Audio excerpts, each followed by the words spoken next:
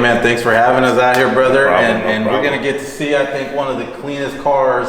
You know, it's funny, when I first moved here from California, to be dead honest with you, I used to say, man, there's no California grade cars that I had seen. You know, I'm talking about, you know, a long time ago. And then I went to World of Wheels, which I didn't even expect to see lowriders at World of Wheels, to be honest with you. And then I saw yours, and I was like, well, that's what I'm talking about. But I didn't know who owned it. Right. And I think I went a couple of years, and you'd have it all locked up in the back, and I'd be like, I wonder who owns that car. And then I think it was last year when we went to World of Wheels that I think you needed a lead hammer or something. Yeah. And that's how I was like, oh, okay, that's the dude that owns the car. So that's awesome, man. But tell us a little bit about your car, man. Just, you know, what are we looking at here? It's a '81 Cadillac Coupe Deville. It's a one-owner car. Got it from actually ex-member of mine actually purchased it from my old lady. I purchased it from him. He wasn't really doing anything with it. It was just kind of another car he had. But this car's only got like 50-some thousand miles on it, like original miles on it. Switched out the motor, did a full frame wrap on it. Originally, this car was built to hop. We built this car actually with Tino, which is the president out of Kansas City chapter of Majestics. Built it with him. There was no other big body show cars that were in the hop game. And he's got a Cadillac also, I think it's 83 or 82. And then I've got mine. And so we were building them to be, you know, the ones to come out with show cars that were hopper with full chrome, everything done to them. Clean interior, clean paint, everything that was going to be done to them. And so that's originally where this build started. You know, I got tired of putting in the money after every week. Every time it would break. Every time I would hop it, it would chip here, whatever the case might be, and I just couldn't roll around with my car having chips on it. So paint shop was constantly making money off of me every time I would take it out to hop it. So I went from hopping it to doing strictly just show now, and so now that's what I do is just show it. I don't get it out too much. It just costs too much. But you're at the shows to get it out and drive it as a daily. But you know, as much as I want to, I just don't because of the cost of it. To have somebody come back in and do the work, because there's not a whole lot of people in Kansas City that can do what needs to be done to this car. If I need to have touch-ups and things like that taken care of. So very specific market. Now tell us, now you said it's an Oldsmobile engine? Yeah, this is actually a 307. And actually we put this because the computer everything works with 307 Olds. And so we did that. We took out the 6.0 that it had. It was fuel injected, the 468 engine, but we took it out because it was so much heavier than this. And I had access to this motor, so we dropped this motor in. As you can see, it sets a lot further back, and it's kind of tilted a little bit. But that was because when we made it, again, it was for hopping, and so we wanted the counterweight to push it back and then bring it back down. So, but yeah, it's an Oldsmobile motor, 307. Actually, this is the second one that I've now put into it. This motor here only has 12,000 miles on it. I bought this from a guy in his 80s that was an Oldsmobile Pontiac freak, and actually this motor came out of his best friend's car that passed away in a car accident, and he took the motor and the transmission out of it. So that's this. So, yeah, I spent probably a year over a year trying to get this motor from this guy. Dang. So, and he finally gave it to me. So I know we got an Oldsmobile engine too, and you can't find anything for them, but yours looks like it's all chromed out. So how'd that happen? Yeah, you can't find a damn thing for it. There's nothing you can really find for this. Maybe some valve covers. But that's about it. So everything on this motor is an original, excluding you know, the bracket for the alternator. But everything else is original on the car. I just took it all apart, stripped it down, and sent it to my chromer to have him re-chrome everything. Now, who did you say you used for chrome? I use Peerless plating out of Oklahoma City. A buddy of mine named Turk, so he takes good care of me on all my chrome. So everything you see on my car has pretty much been re-chromed, with the exception of just my A-arms. But the trim, bumpers, I mean, everything has been chromed by him now. That's cool, man. And then who does your engraving? Because like I said, you got little touches here and there. So actually, I send these through through a member, through individuals out of Colorado. Oh, okay.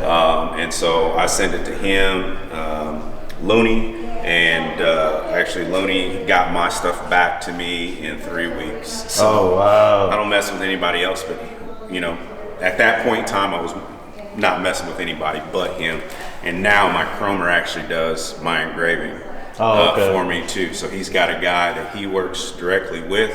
And so now he's doing all my engraving, and the turnaround for it is crazy. Some guys are they flip out when I tell them when I get my stuff and when I'm getting it. So, but I do pay a pretty penny for it too. So, but everything is triple plated chrome.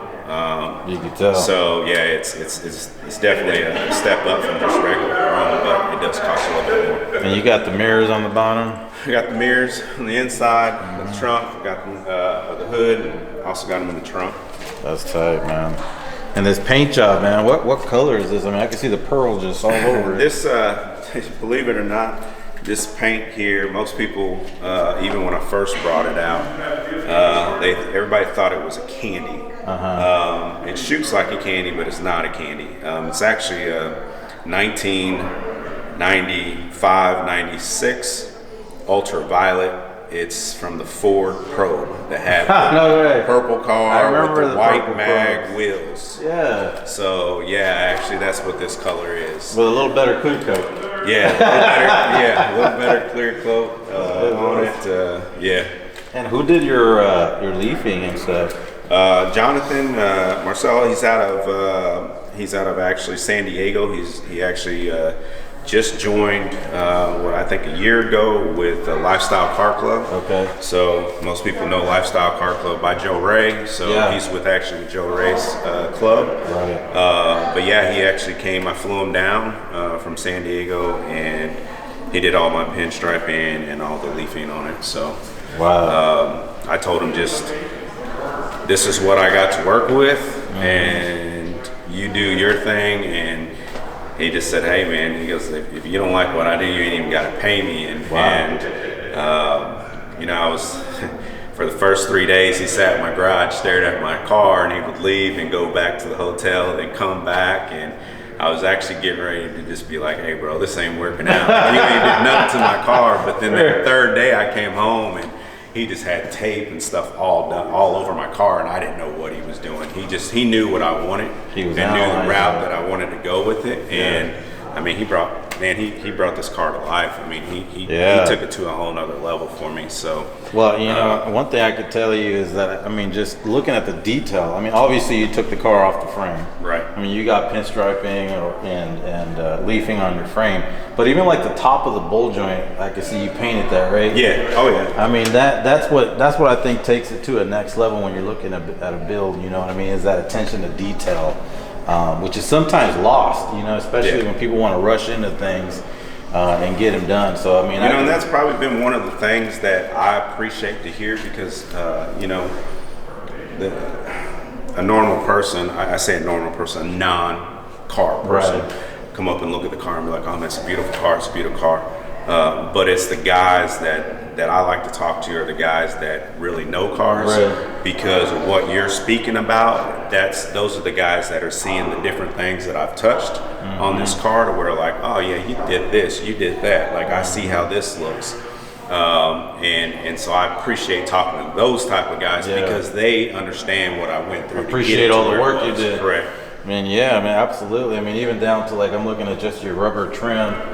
Like, you don't see anybody with it, and you know, a lot of people, when they look at this, like the originals, they're gritty. They're gritty. Real bumpy. Yeah, that's why I was looking at that. These are I completely smoothed these out, sanding them all down and everything. It almost looks like they're fiberglass or something. I mean, it's so smooth. Yeah, they're. I mean, you don't feel any bumps or anything on them. See, I might have to hit you up. We might have to work together. Mine don't look like that. So that's crazy, man. I mean, your mirrors. Now, did you put the mirrors in yourself, or I did. Was that like super hard, or because I imagine it is, because I know it has all those wires. Yeah, it's a pain in the butt because you do have the wires and things like that in there. So a lot of the times they don't even get hooked up. But but yeah, no, I put them in, and they're a pain in the butt to take everything, pull everything out, and everything else. But they're there. Now your interior, man, it is. I venture to say you did something to the seats, right? Because they're not. Yeah, actually, the seats. The backs look a little shorter than normal. Did you do something? Actually, no, I didn't. The seats are actually the original seats. They're actually original Cadillac seats. I just deleted the headrest. The headrest is missing. That's what it is. So the pattern is the same. It's a 1981 Cadillac pattern. Okay. It's the exact same pattern. So I didn't change anything, just changed the color, changed the piping on it. Nice. But deleting the headrest gave it a different look to it. It does give it a different look. And yeah, so most people like, you know, just saying they look completely different, but they're not. They are just the original seats. That's tight, man. And is that an iPad you got in there? Or? Yeah, iPad that built the console for it. And all it does is I use it for music, but I also use it to flip through pictures of the build. Oh, okay. So when I'm at the shows, it's continuously just playing. Going. Yeah. And you got 4 switches. I imagine you got front, back, side to side. Is that what you got going? I got now just front, right, corner. Yeah. Corner to corner. Yep. All right. So let's talk about that setup then, because I've been waiting to see this. You got 3 pumps. I got 3 pumps. So I need to get shocks in it. I still haven't gotten that taken care of. But yeah, the setup I put together, I did everything myself. Paneled it out myself. I mean, I've done everything on this. So it used to be 4 pumps. I just changed it up here last year. Okay, that's what I thought. Yeah, I've had 4 pumps, 2 pistons to the front because I'm still set up as a hopper. Yeah. I had the weight and stuff in there also from when I was hopping it. Got rid of everything and went with 8 batteries. You can only see 6, but went with 8 batteries. Oh, okay. And 3 pumps set up, and it's still a piston set up as a piston. Okay, so you still got that piston pump. Okay. Yeah. Well, it is clean, man. I mean, just the little details of just areas that usually you don't see the detail in, you can definitely see it. And I know, like this is like usually like a gray, right? Mm-hmm. And you got that painted too, and that really just helps the car just look complete. Yeah. It's always almost like an ISO, right? Even you have this all painted, and you have the gray box over here. Great. So that's awesome, man. That's really neat. And then what are you running on wheels? 14/7 is what I'm running on them. 100 spokes. 100 spokes. And you got a little bit of pinstriping and paint on there too? Yeah, I did the pinstriping and painting myself. Oh, wow. So yeah, I've done all that. You know, one of the things that you know, you were talking about detail. Yeah. And a lot of people miss this, but when I show you this, you're gonna be like, oh yeah, okay, I see what you're saying. So 2 things: the color of the insert. Yeah. Here. If you look at most Cadillacs, even freshly painted Cadillacs, they're gonna look different. They're 2 different colors. Mm-hmm. And what we've done to this, I'm not gonna share it with y'all, but it will never change. So it will always be the same. Mm-hmm. So a lot of people start to recognize that. But one of the big things that a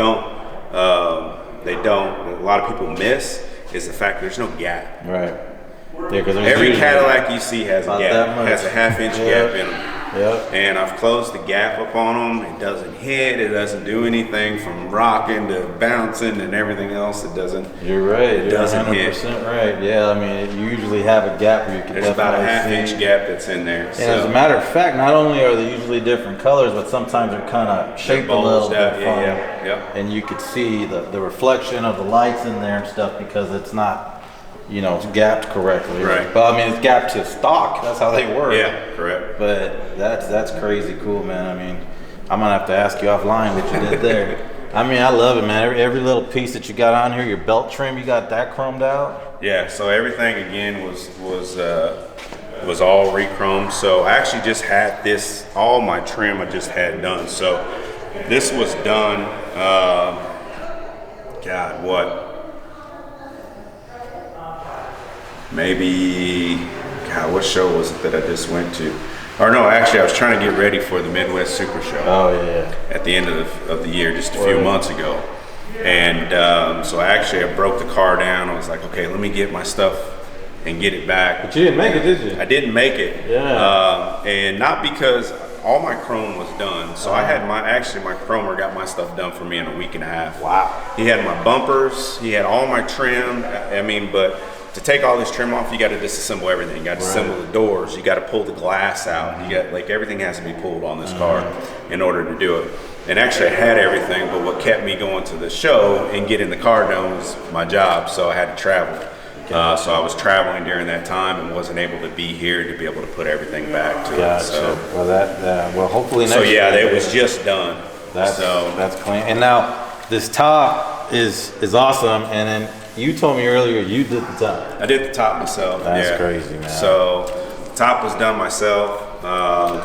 I used to own a sewing machine. I learned actually, my mother-in-law is the one who showed me how to do the sewing. Wow. And I just stayed in the garage, kept practicing. Griffin Brothers, most people familiar with them in the Kansas City area, which they've blown up now. Right. Griffin Designs, and actually, I used to show them like, hey, this is what I'm working on, this is what I'm doing, and then they were interested in it and they were doing stuff too a little bit, and so I would ask them questions and they would ask me and whatnot. But yeah, so we'd switch advice from each other, also. But yeah, I just kept practicing, man, and learned how to do this. All my interiors done besides my seats was done by me, and I've got. Wow. I mean, all the pictures to show step by step of everything I've done. You can prove it. Yeah. Oh, yeah. So what size cylinders are you running in the back, man? Because I remember seeing this thing just locked up. It's still the same. So actually, everything is set up on this car to hop. Right. So the only thing I've got to change on this car, if I wanted to get back in the hop game tomorrow, the only thing I got to change out is add me some weight, add the other pump to it, and put the batteries back. Wow. So it's just a quick rebuild of the rack and slap the pumps back in. Right. So the cylinders are 28s that are in there, so they're still in there. I've got everything chained down. I don't even lift the car up anymore. Yeah. So now at the shows, I pull everything off because everything is chrome. There's no need for me to lift it because I put it on stands and it's fully mirrored from front to back. Right. So everything underneath the car is completely chromed out, from the exhaust to all the bolts. Everything is gas tank. Everything. Drive shaft. Everything. I've seen it, man. Is 100% chrome now. So. And I think at World of Wheels last year, you got a Best Paint Award or something like that. Yeah, I actually got Best Paint Award, and actually the car, it's been painted twice. Yeah. The first time was actually painted by One of a Kind, and Aaron did a pretty good job on it, but it just wasn't to where I needed it to really be at. And actually heard of another shop that would be able to do some work for me here in town, so I ended up taking it to Ustrie's Auto Body in Kansas City, Kansas, off of 635 and Leavenworth Road. I took it to them, and actually Eric, who owns the shop, was actually going to paint it, and then came to me, and his son, which is now a club member of mine, Dakota, was going to wanted to paint a car. Right. And so he came to me a couple times about it. I kept telling him, nah, never my car. You guys ain't doing no testing out on me. No, it's not going to happen. Just tell me the price so I can pay it, and let's get it done. So anyway, he kept beating me down on it, and so I said, we'll go ahead and do it. Right. And so actually, this is Dakota's very first car he's ever painted, and it's never been painted since he's painted. What? That's crazy. So he's 23 years old. 23-year-old. I call kid. Right. But 23 years old. Paint this car, and it hasn't been touched since. That's wild, bro. He's talented, that's for sure. Yeah, he can definitely lay it down, and he's just getting better as it goes. And he's learned to paint candy and everything too now. But so he does all my painting for me, but I do all the prep work for it, and I'll do the finishing of it. I'll do all the wet sanding and buffing and everything else too. So sure, man. So you got guts. That's where I get scared, man. Yeah, it was pretty scary for me too at first, but as you go, time goes on. You know, you gotta pick it up. Yeah, you just got to be relaxed with it. So right, yeah, that's a fact. And this is one of the things we didn't get to show you, but on the insides, Jacob's work, right? Jacob's work. Well, a lot of people know him from here. He has done a lot of work, and actually, he's been trying to get him to do a lot more work for me. So, well, I got him booked up right now with the cop car. Yeah, it's just trying to work things out. His schedule and my schedule. Yeah. My schedule is so crazy. A lot of the times I'm out of town working, but yeah, he gets down with the work. So. Well, man, I think that your car is amazing, but I think you're an amazing person, bro. So tell us a little bit about yourself, and then how you got into lowriding and all that, man.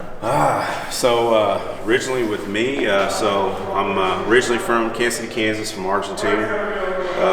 Grew up on 36th Street. Ran around with the knuckleheads. Got in trouble with it all, and life changed very quickly for me.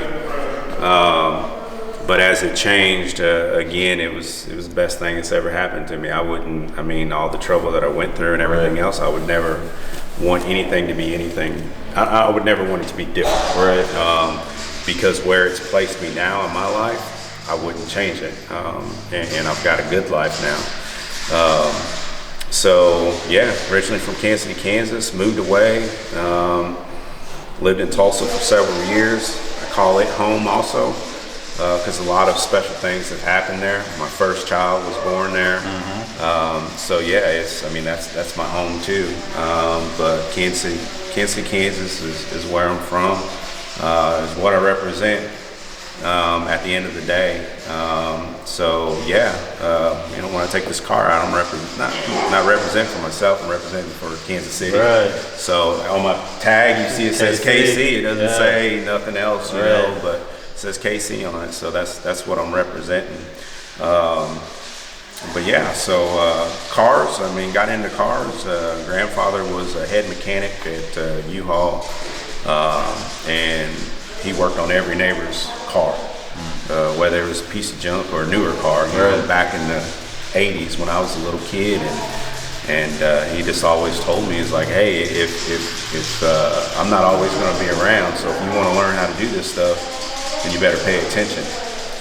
So I wasn't one to watch cartoons inside. I was outside I was watching my grandpa learning what a 9/16 socket was and handing it to him.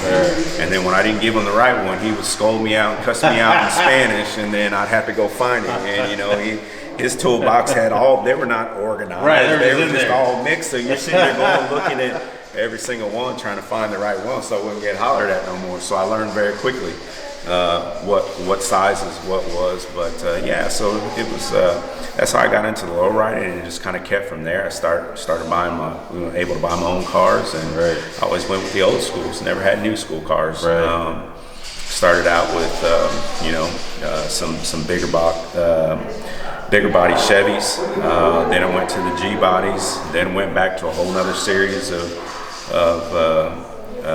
drop Caprices and Impalas and glass houses, and I tell you what, I wish I would have now, because the money that they're going for is crazy. And I was letting them go for $5,000, $6,000. I think the most expensive one that I had was not too long ago was a 71 Impala convertible, candy blue paint job on it and everything else. I let it go to, for 10 racks. So yeah, that was probably crazy. That was stupid. But they were not the prices they are now. That's the thing, man. Now I could let it go for $30,000, but 10,000 I guess back then was good money. So, but I wish I had them now. So, but now I'm into Cadillacs. I've had a few Fleetwoods and got these. Actually building my son one right now. It's gonna be better than this one. So this one it was a lot of learning. Learned a lot off of this car.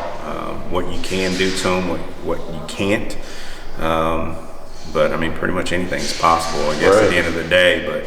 But yeah, just do things differently. To make the process go a whole lot smoother. So one of the things, man, that I love is how we can break stereotypes, because you see us with these kind of cars, and I always just love to say, what do you do for a living? Actually, yeah. So what I do is I'm a project manager. Actually, I work for Stan Kroenke, who owns the was the St. Louis Rams. Now it's the LA Rams. So I work for him and another billionaire. I handle all their refinancing and stuff that they do. So the lenders come to me and they say, okay, in order for us to give the owner, for instance, I just finished up a $60 million project. For him to get the $60 million, I've got to make sure the X, Y, and Z is done. Right. And so they give me, on part of which they call their critical items, they give me 6 months to get those complete, and then the non-critical items, I have 12 months to get them completed.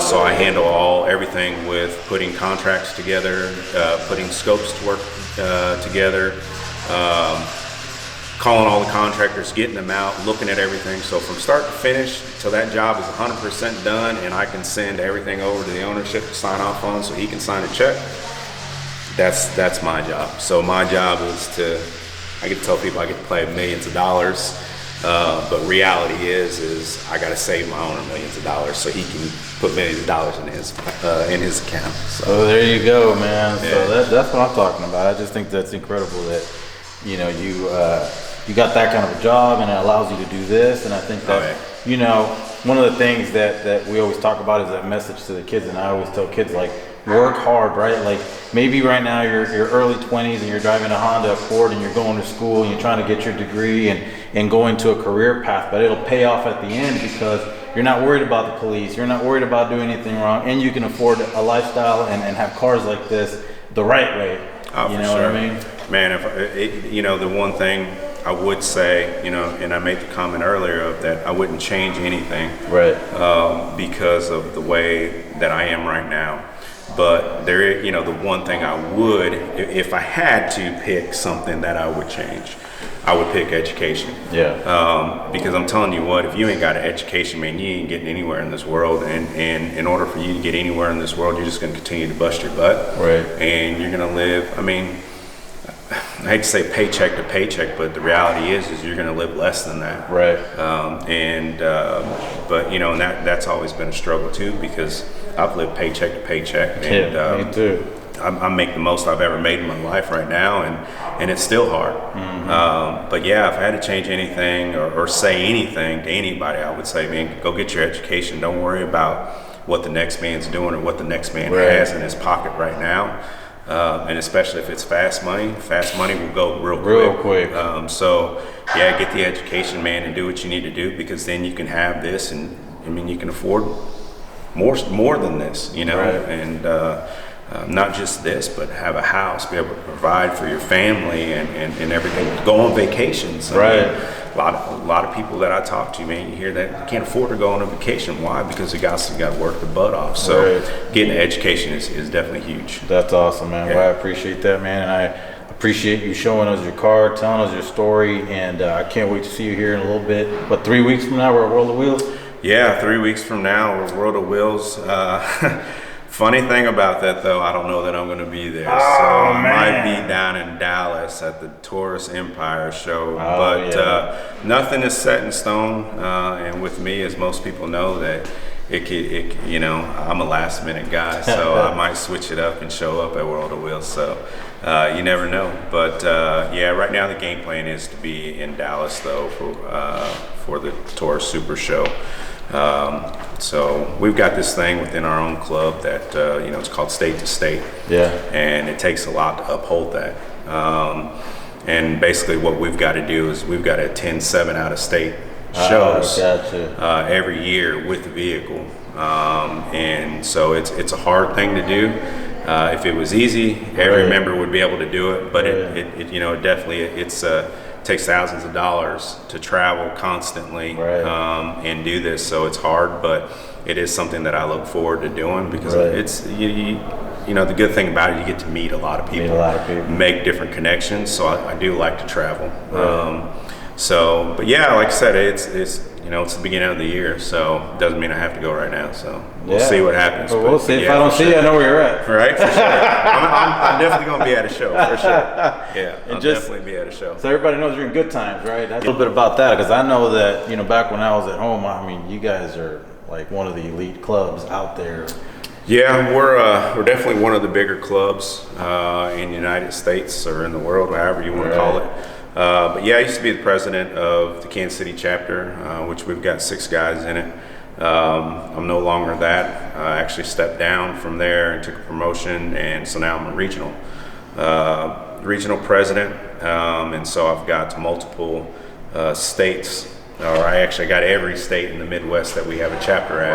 Wow. So I have them underneath my belt. So, which is nice though, because you get to meet other people that I probably wouldn't have the opportunity really to meet unless they were at a car show, right. That were there. But yeah, so I'm basically there to support them, help them out with whatever they need to the best of my ability, and that's about it, man. But yeah, it's good times is huge, and there's a lot of expectations. But a lot of expectations, yeah. But yeah, man, it's I mean, you ain't got to have a car like this to join the club by any means, and I think that's probably one of the biggest misconceptions that a lot of people, even in the Kansas City area, think, right. Oh, well, you got to have a car that looks like his car in order to get in the club. You don't. You don't. No. But it also can't be a primer beauty, I imagine. It can. Well, I mean, it can. Honestly, it can, really? unless But there has to be.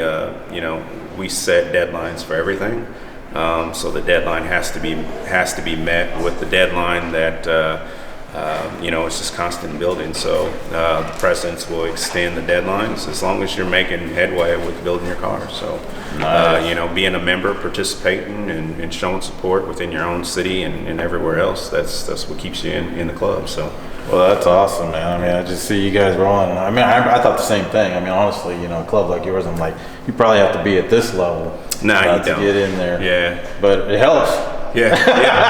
It definitely helps because it helps you get your plaque a whole lot quicker. But the reality is, I mean, we actually we lowered. I won't say lowered our standards. We lowered our standards in order to get plaqued up.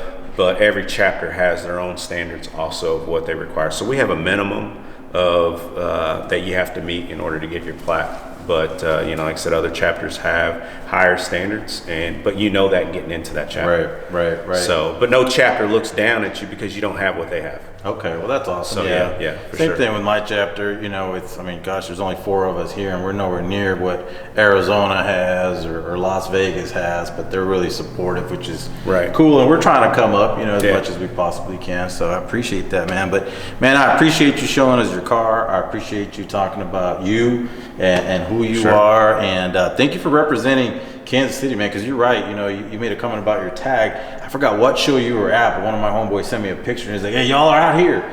You know what I mean? Like he was letting me know that Kansas City was over there. You know what I mean? So well, really one of the other that. and one of the things on that real quick though is that it's funny that last year is the first time I ever put Kansas City on my plaque. Okay. Because I didn't want to be. It wasn't about the city or anything else. It was about the club, and then I was like, but I'm from Kansas City. Why not represent where I'm from? So I started, I put the Kansas City back on my plaque, and then I put the plate on too. And so now people know that this car's from Kansas City, and there's more cars like this in Kansas City. So just be nice to see everybody get them out. Well, awesome, man. Well, thank you so much for having us. I appreciate out here, man. Yep. And for sure. guys, we'll see you soon with another episode.